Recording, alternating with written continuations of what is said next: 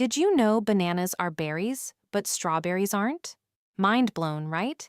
Let's break it down. In botany, a berry is defined as a fruit that develops from a single ovary and has seeds embedded inside. Bananas fit this definition perfectly. They grow from a single flower with one ovary, and their tiny seeds are hidden within the soft flesh. So yes, bananas are technically berries. Strange, but true. Now, let's talk strawberries.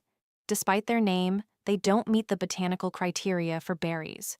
Strawberries develop from a flower with multiple ovaries, and their seeds are on the outside.